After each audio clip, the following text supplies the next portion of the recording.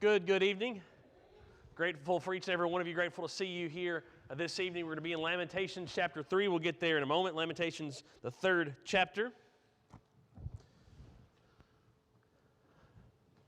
Brother Ryan mentioned follow-up about Brother Hugh, and he is at home and still weak, but he did express today just how much he appreciates everyone's prayers and how so many came and helped him in the moment this morning when he had his spell and when things got a little scary for him. And we're thankful so much for several who were able to help because of their medical training, but also other training, and also just because they love people and love him. And so we're grateful so much for each and every one of you, and he expressed that gratitude today. And so we're grateful he's doing well as he can now at home.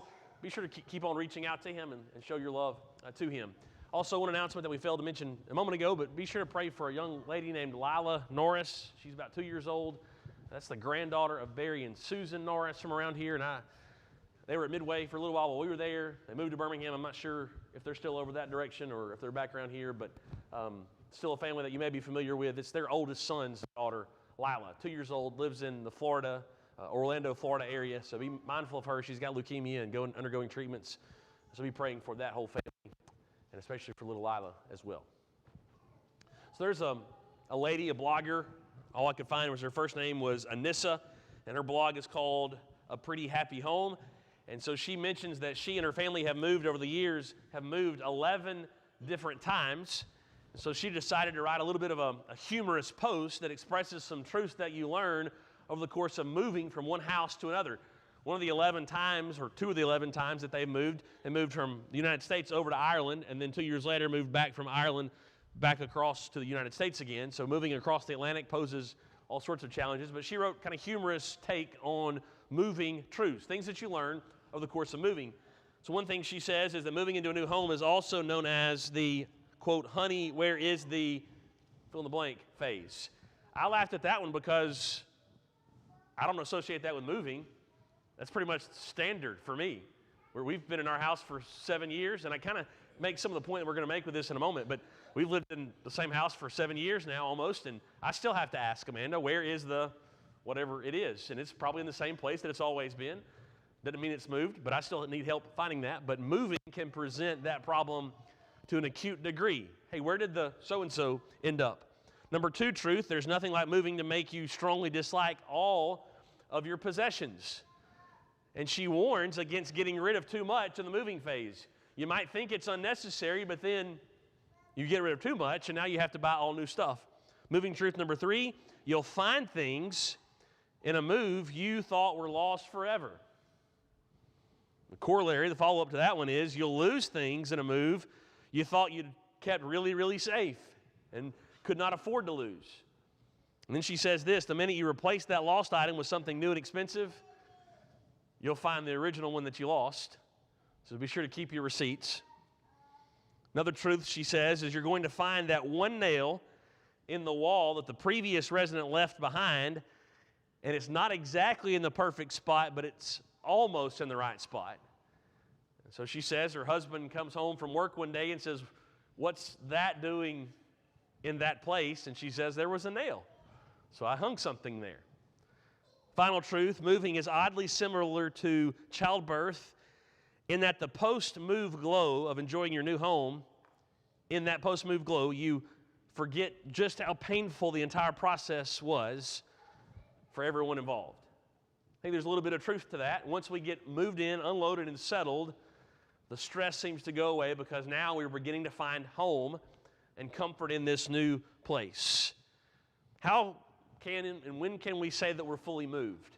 If you've moved recently, if you've moved several times in your life, when is the moment we can say, all right, we fully moved in? Maybe this is a little abstract, but I think it helps illustrate what we're talking about in a moment.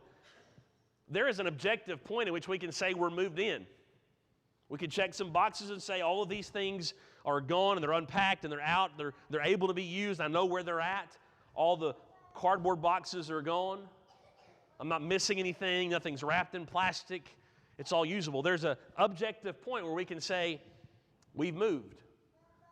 But there's also a subjective point in which we're kind of waiting for some feelings to kick in that say, all right, I finally feel moved.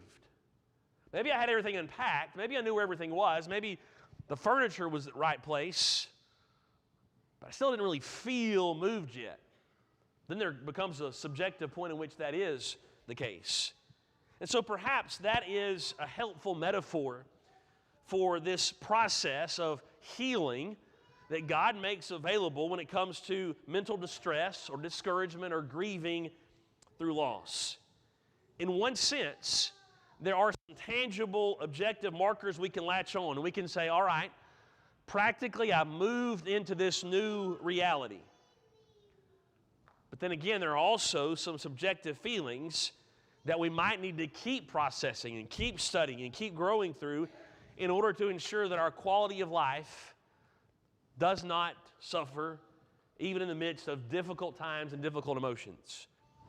When we think about this word healed and we think about it in our sense, we're talking about it from an emotional standpoint, but we can also think about it from a physical standpoint and think about how that connects to this as a metaphor too.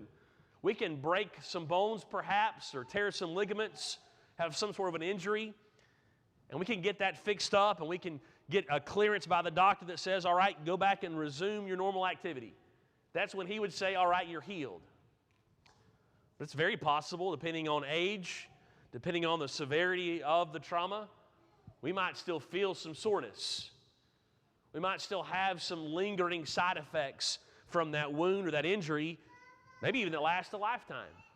Even though the doctor has said, all right, you're healed enough to get back to normal quality of life, we still might have some lingering effects.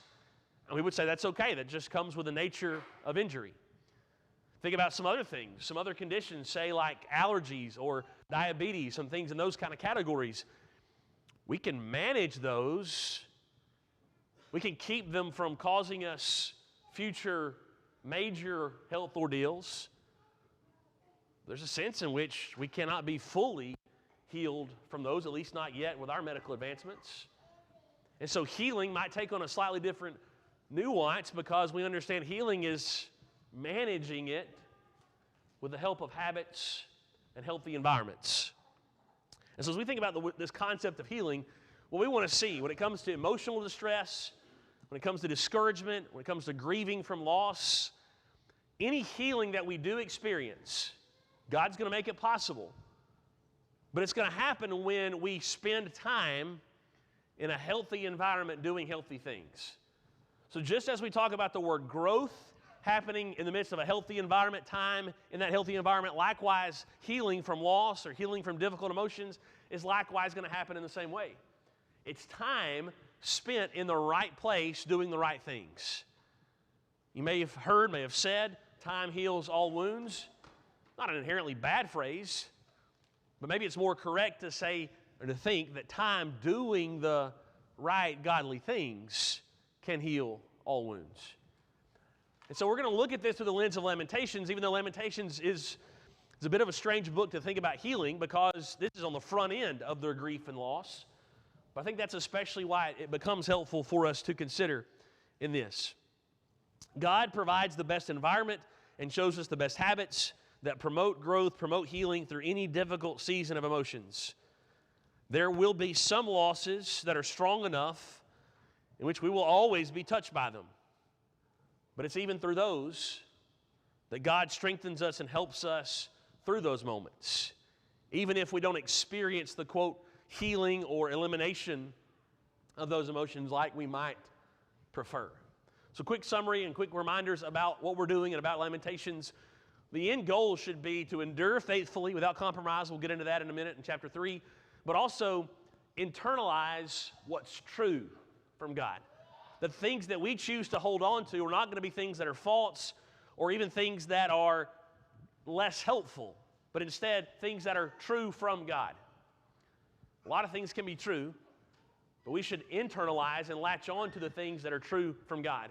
And Lamentations provides us a helpful way to do that. It's written almost as if the city and the temple are smoldering from the fires of Nebuchadnezzar. They're paying the price for generations of disobedience from God. And the ones writing, or Jeremiah, representative of the ones behind the faithfulness that's expressed in Lamentations, those people are not really the ones responsible.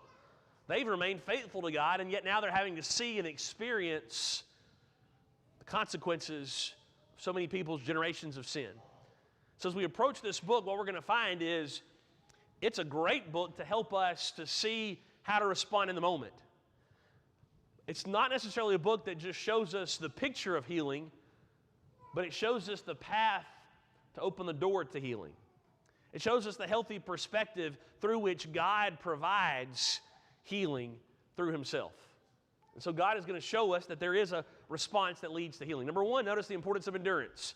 We'll pick back up in chapter 3 where we left off 2 weeks ago with the importance of endurance. Endurance is possible because the truth is suffering is always temporary. It's an important theme of this book. It's organized around the alphabet. The alphabet always ends. Suffering always ends. But now let's connect the dots here tonight. Why is endurance important for healing? Because healing is a function of time. And if we give up too quickly, we give up before healing can happen. And so we just kind of go to a quick but maybe graphic kind of illustration. If we have an arm injury and we keep expecting it to heal, and it's slowly healing, but it's still aggravating and it's still overwhelming us, and we're just tired of it, and we just cut the thing off, well, now we've kept it from healing because we gave up too soon. So endurance is fundamental to healing because it gives the Lord, if you will, time to keep growing and blessing us with that health, that healing. Let's read chapter 3. You'll notice verse 21, as I call this to mind, therefore I have hope. 22 through 24 is that preeminent section of the whole book. Here's the healthy mindset. Okay? The steadfast love of the Lord never ceases. His mercies never come to an end. The city may be destroyed. The temple may have ceased, but God's love doesn't. They are new every morning. His mercies are. Great is your faithfulness. The Lord is my portion, says my soul. Therefore I will hope in him. Now verse 25. The Lord is good to those who wait for him, to the soul who seeks him. It is good that one should wait quietly for the salvation of the Lord. It is good for a man that he bear the yoke in his youth. Notice how he's complained and he's brought these lamentations to God so many times to this point, but now he is able to say 3 times in 2 verses, it's good. The Lord is good. He is able to find in truth things that are good to dwell upon. It's good to wait. It's good to wait quietly. It's good for a man that he bear the yoke in his youth. So verse 28, let him sit alone in silence when the yoke, is laid upon him. Let him put his mouth in the dust. There may yet be hope. Let him give his cheek to the one who strikes, and let him be filled with insults. That's endurance. The justice of God is true and right. God's not going to intervene and stop the justice from being carried out, but he will sustain you through the time of mourning over the justice that's being carried out. So the dust in the mouth, that's reminiscent of the mourning procedures of sackcloth and ashes and all of that. And then, of course, being struck. You've got enemies coming down upon them, and yet the Lord will sustain you through them. Verse 31, for the Lord will not cast off forever. You're experiencing the just judgment of God, and yet it will not last forever. His steadfast love lasts forever, but he will not cast you off forever. But though he cause grief, he will have compassion according to the abundance of his steadfast love. For he does not afflict from his heart or grieve the children of men. One author kind of outlines this section by saying, verses 25 and 26, patience and hope open up the channels of deliverance. Verses 27 through 30, you see the importance of youthful self-discipline, how it leads to positive benefits. And then third, verses 31 through 33, God sends affliction that's measured and purposeful. He doesn't do it to take delight in causing suffering. And for those who are faithful, compassion will always follow that affliction. So 2 key ideas here from 25 and 26, especially 26, the idea of wait quietly. Endurance, wait, trust in the Lord. That's what that involves. And then you get in verse number 27, bear the yoke in his youth. It's good to wait because the Lord will come through. So hold on to him as you wait. But then bear the yoke. It begins to be pretty vivid with the imagery because the Babylonians who's the enemy that comes against the Jews in this case. The Assyrians, the empire prior to them, both were notorious for how thoroughly they mistreated the people they attacked. And one of the ways they would mistreat them was when they would carry them off as captives, they would treat them like animals. And they would place them in these yokes together. And so you had to walk at the same pace as everyone else, and it would weigh you down. And you were made to feel very dehumanized as you were led out of your homeland and into their land. You were but mere animals to them. So you had to bear the yoke of being taken captive. Well, the author here is using the same imagery, bear the yoke, but bear the yoke of God's judgment in this instance. It is a weighty thing to endure. But notice he says it's good to bear it in his youth. On a literal level, Jeremiah is saying those who were the youngest in Judah were the ones who got the best chance to then see the hope of the Lord in action. Jeremiah knew, he's the prophet who wrote about the 70 years. He knew that those who were the youngest might live long enough to see the Lord's glory restored. The people move back into the land. But that literal take also represents a true spiritual fundamental principle that to endure discipline with the help of the Lord yields more and more strength and thus more endurance. However young we are now is the best time to endure. It's the best time to bear with endurance and discipline all that the Lord allows us to enjoy or to experience. Listen to Psalm number 94, verses 12 through 15. Blessed is the man whom you discipline, O Lord, and whom you teach out of your law, to give him rest from the days of trouble, until a pit is dug for the wicked. The wicked feel as though they're getting away from it now, but they will not always get away with it. For the Lord will not forsake his people. He will not abandon his heritage. See, the Lord's not going to abandon you, so don't give up. If you give up, the Lord will not come through in your lifetime. So instead, stay faithful to him. Justice will return to the righteous, and all the upright in heart will follow it. It's good to learn discipline over the course of endurance. That's giving time to be able to find the healing that God makes available. The second thing is we turn our attention especially to healing. Don't give up. It's the first idea. Endurance is possible. Know that suffering is always temporary. But for those who are faithful and righteous, the Lord grows us through endurance. But second observation is that healing happens to whatever degree it happens. And that's an important qualifier. Again, there may be some losses, some experiences that we cannot ever eliminate their impact upon us. They'll always bring up certain emotions. And we should recognize that as a byproduct of living in a sinful, fallen world. Healing can happen, and whatever degree it does happen, it happens when we draw near to God's presence. The right environment is in the presence of God. The right habits are the habits that draw us nearer to God. Now notice what the Lamentations author is going to express, what Jeremiah expresses here. It's especially clear in chapter 2. You'll notice several times. Did I put those up there? All right, notice several times, beginning in verse number 4 of chapter 2. At the end of the verse, he has killed all who delight in our eyes in the tent of the daughter of Zion. Verse 6, he has laid waste his booth like a garden. Verse 7, he has scorned his altar, disowned his sanctuary. Drop down to verse 20. Should the priest and prophet, at the end of the verse, should the priest and the prophet be killed in the sanctuary of the Lord? They had this beautiful temple that the Nebuchadnezzar and led Babylonians were going to destroy, and the author doesn't ever call it the temple in the book. It's always called by some other name. So tent, booth, sanctuary, some derivative of the name temple. Because the author is recognizing as beautiful and as seemingly permanent as the Temple of Solomon may have been, it was not very permanent. It was temporary. Their hope rested not in the temple, but in the God of the temple.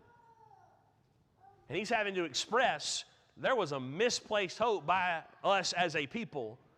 And we thought that we were invincible because of the temple. And we should have been learning the whole time that the temple was only as, quote, good and as helpful and as important as God who lived in the temple, God's presence who was among us through the temple. They had God among them for centuries without the temple. And yet once God left them, because they had left God, now the temple was disposable. It was destroyed because God was no longer there. So that's a helpful thing for us to see. They understand we're suffering now because we have left God for so long as a people that He is now withdrawn from us. And that's why we're suffering. So what that reminds us of is that healing happens when we draw nearer to God. He's away from them, letting them suffer. They're saying we need to get back to you, knowing that you heal. Not a physical place, not physical boundaries, but instead get back nearer to you and your presence. Now let's see how that closes out the book, that same idea. Look at verse 21 and 22 of chapter 5, the final two verses of the entire book. Chapter 5 is an extremely interesting chapter because it's the one chapter that's not an acrostic. It shows us that it ends with the author, Jeremiah, not really having any closure in the moment. But I love how there is a lot of truth in these final two verses. Chapter 5, 21 and 22. He says this, "Restore us to yourself, O Lord, that we may be restored. Renew our days as of old." Verse 22, "Unless you have utterly rejected us, and you remain exceedingly angry with us."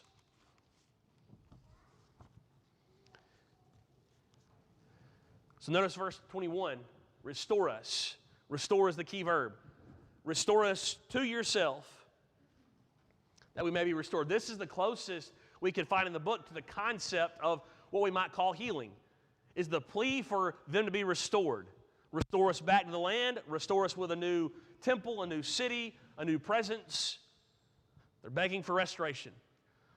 The background of the verb has to do with turning, being turned in the right direction. So return us back to you is the idea. Notice the confidence. Restore us to yourself. The days of old were the days when they trusted God.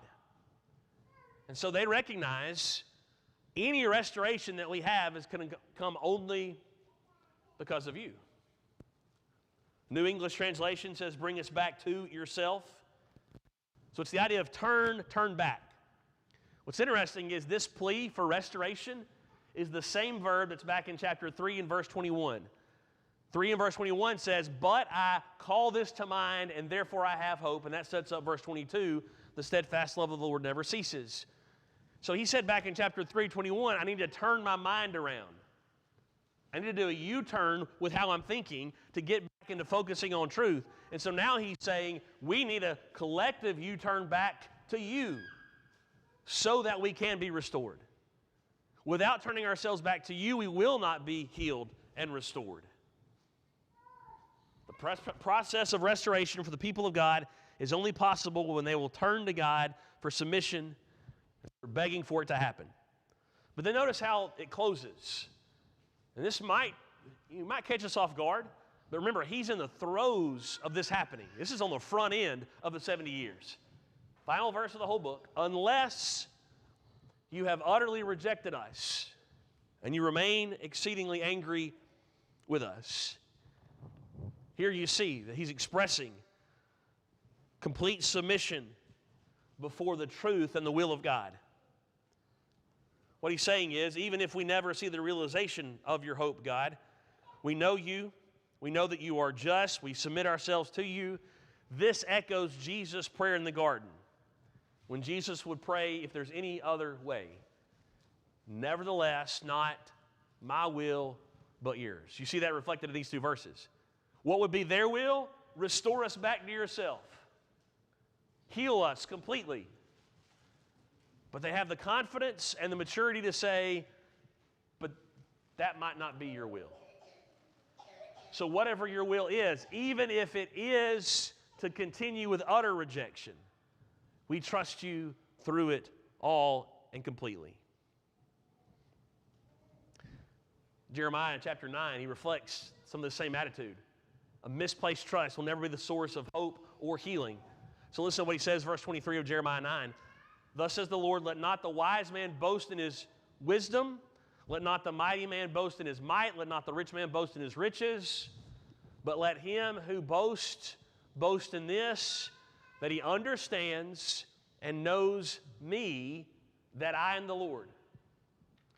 I am the Lord who practices steadfast love, justice, and righteousness in the earth, for in these things I delight, declares the Lord. So you see the right environment, knowing God. You see the right habits, carrying out steadfast love, justice, and righteousness as God carries out. So in times of emotional distress, we come to learn that our intellectual knowledge alone will not rescue us. It will not heal us. Our physical strength will not do it. Neither will our financial riches. Those three things he covers in verse 23, none of those can bail us out in moments of emotional distress, mental anguish, suffering, and loss. But we can find all that we need in knowing and understanding the character of God. All right, let's go back to, in our minds, to verse 22 of chapter 5. Was verse 22 true? Unless you have utterly rejected us and you remain exceedingly angry with us. Did God utterly reject these captivity era Jews? Did he remain exceedingly angry with them? You can see how they thought this might be possible, that he has. For 7 decades, you can see how the Jews would begin to have thought, maybe he has utterly rejected us. But because of the inspiration of Scriptures, we know that God did not utterly reject them. That for those who were the faithful remnant, he always revealed himself to him, and that his will was always in action. And so think about an example like Daniel. Daniel is carried off because he's faithful. He's carried off to Babylon, a previous wave, and he remains faithful the whole time in Babylon, moving up and up and up further into the kingdom. And when the Persians take over, kick the Babylonians out and destroy them, he gains even more power and trust among the Persians. And it's at the end of Daniel, the chapters we study less than the first 6 chapters, that Daniel receives some hard to decipher at times visions. But the summary of those visions is God is always going to remain faithful to those who are faithful to him. And that he will preserve his people no matter how small and no matter how difficult, he will keep preserving them. So some of the final things that Daniel sees in these visions before he dies is that there is coming a Savior. There is coming the one who will deliver his people. It's as if he gets to hand off the baton and know that centuries later, God will always keep his word, just as he has kept it to this stage. And so Daniel is able to see, and Daniel is able to experience over the course of those 70 years, how God did not utterly reject them. He was angry. It was poured out because as a collective whole the people had rejected him, but he was always strengthening those who were faithful to him.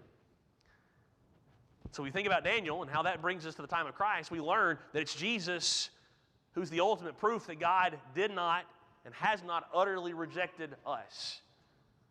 We don't have to stay in our complete emotional despair. It's Christ who is the source of restoration if we're going to have restoration, healing if we're going to have healing. He has not and will not utterly reject us because he sent his Son. And it's interesting that along those lines, Jesus uses this language that he takes from Isaiah chapter 6. This is in the chapter about parables in Matthew chapter 13. He's answering the question, why do you teach parables? He says, in their case, the hard-hearted Jews' case, they have fulfilled the prophecy Isaiah spoke. You will indeed hear, but never understand. You will indeed see, but never perceive. For this people's heart has grown dull. With their ears they can barely hear. Their eyes they have closed, lest they should see with their eyes, hear with their ears, and understand with their heart, and turn. Turn back to me. Remember, that's what the Lamentations author says we know we must do. That's what these Jews never could bring themselves to do. And what did they miss out on because they did not turn back to the right environment and do the right habits? They missed out on healing. I would heal them if they would turn.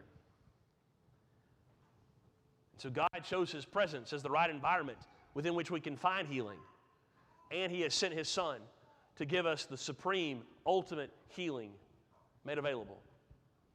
Through His sacrifice, through His unlimited spiritual blessings, and to the hope of heaven through Him. So tonight, if you don't know God, if you can't boast in knowing who God is, if you can't rest in Him during the trials of life that challenge us and through the emotional difficulties of life, don't stay outside of Christ. Choose to come to Him tonight, knowing that He has not rejected you. He does not want to reject you. He offers you His Son. So obey Him. Put Him on in baptism. If you need to come back to Him as one who has left His side, wandered away, you need to turn and come back to Him for healing, then tonight's the night to do that as well. If we can help you in any way, please come, and please come now as we sing together.